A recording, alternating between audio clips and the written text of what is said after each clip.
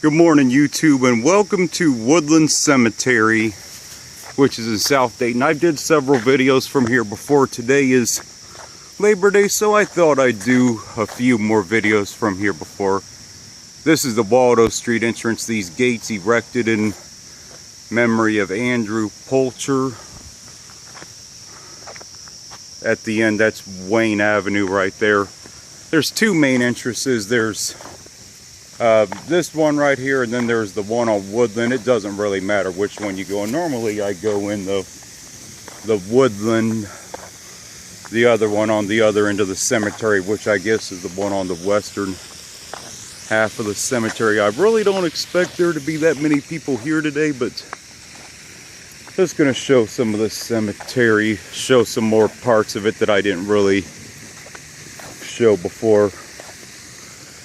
This is probably not one of the more, there's some pretty historic graves and unique graves, but I believe this section has been the last, looks like the last 30 years or 40 years. So I believe this is one of the newer sections yet that they built, which it is, because some of the gravestones are from the 80s and 90s. So this is one of the newer plots right here.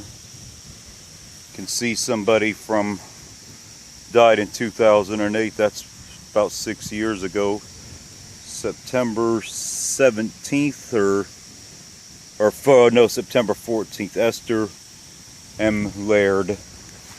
It's a pretty beautiful place to come to. It's very scenic here.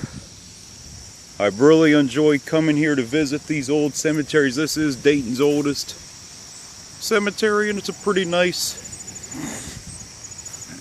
place to go to. Now here's one of the older graves right here, 1944, 1914, so obviously Corporal John T. Warner. So more than likely 37th Division, 1637 tank destroyer BN, so obviously somebody that served and died in World War II. But yeah, some of these plots right here are a little bit older.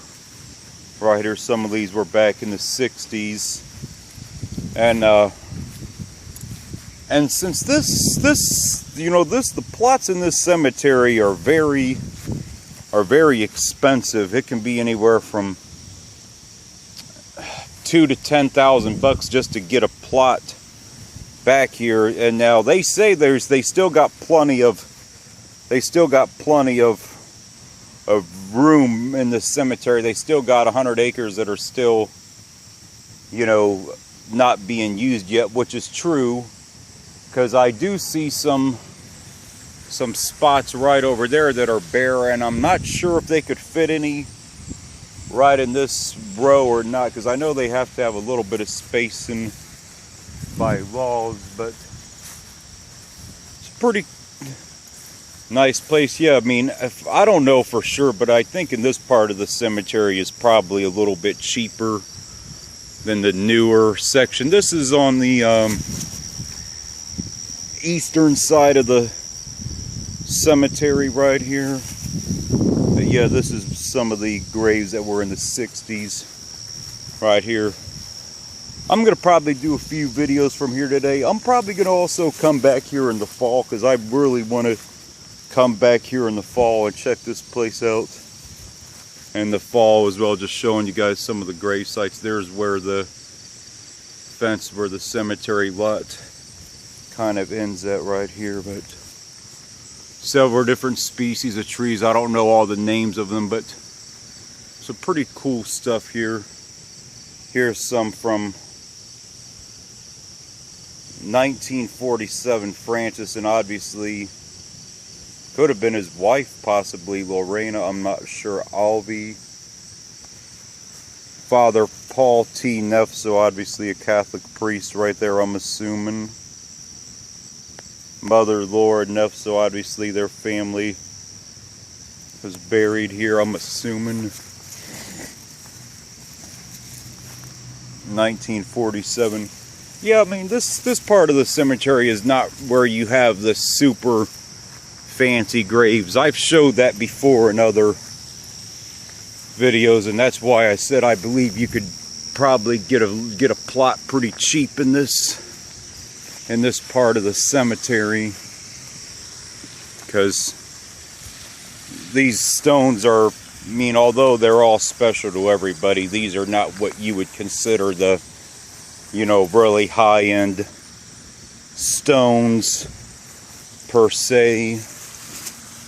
So you could probably get a good deal on a plot in this part of the cemetery. I'm gonna venture, and right here you got a few spots here that are up right here. It looks like they're spaced around 7 or 8 feet apart. In here you got a bunch of space right here that's not being used. You got a few up here in general, I'm not sure. Right there. This is the Goose Creek. Hold on, this is one of the ponds right here. I believe it's called Goose Creek Pond, but I'll name the pond again here in a second. As you go beyond the trees up there, that's where you have some of the more unique, you know, grave sites. I'm going to walk around this lake a little bit. I featured this in another video before, but I'll do it again. Then I'll probably end this one and start another one in another part of the cemetery. Yeah, Goose Island Lake. Protect wildlife. And you have a few grave sites around the lake, around this little, I don't think it's really fair to call it a lake. It's really a pond, but you know, whatever, that's not really important. But here's some of the grave sites right here. It doesn't really say a name on this one, or well, actually, yeah, it does. Apostolus William and then Carmen. So his wife apparently died about 11 years ago. Some of these graves here were near the pond were from the 80s. 2004 right here, both of these, the Burns. Obviously the mother right here.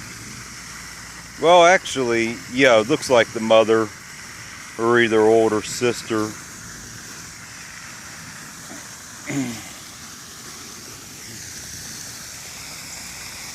Yeah, here's another view of the pond. Camera light's not going to be that good from right there because the sun, of course, rises in the east. So here's a few of the rocks. So I'm probably not going to focus too much on that because it's going to make the video a little too blurry, I'm afraid. You know, I enjoy getting some footage of some historic, you know, things here. And even though I featured this cemetery in other videos, I don't have any problem doing it again, you know. Yeah, this is 1875. So yeah, this part of the cemetery is not as old as some. Yeah, this was in the 70s. This one was in the 1930s, but I think the majority of the plots here are in the last 40 years, but there's a few that are older than that, but we have some in the 30s and 40s. So this part of the cemetery, well, we'll just say it was just the part that was developed in the last 40 years. Fair enough. Father John C. Donnell at 1957, Isabel Abraham, Mother Naomi Hornis, Arthur E. Johnson. Actually, I got a little bit better light to show this now that the sun is not beaming down so bright. But here's another look at the pond and some more of the grave sites that surround it here. I've did some videos all through here before, so I'm going to try and hit on a few spots that I haven't really covered covered this morning. And I will probably come back here in the fall when the beautiful fall colors start to emerge, and probably once the leaves drop too, I'll probably come back in November too, because I'm sure this place in the fall is just absolutely gorgeous, and I'll make some more videos then. So here's another right here, Mother Virginia Campbell, obviously for her daughter right there too, whenever she passes away. 1984, Irma Thiel, a French last name. Howard and Thiel, yep, that's a French last name. They both only a year apart in age, and both died a year apart in age, so obviously husband and wife. Joseph, PEC, Private First Class U.S. Army. So he died fairly young. I'm not sure what battle conflict he would have died in 1978, unless he... I'm not sure what battle conflict he would have died in, or whatever the case was, because I do not recall us having any wars that were active in the U.S. in 1978, but it's untold on what could have happened, but as far as that goes. But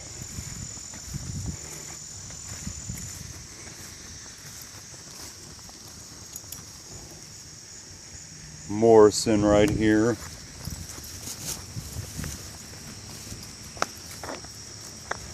Alright, that's it for this one, YouTube. I'm going to start a new one because I've covered this. I'm going to start a new one here.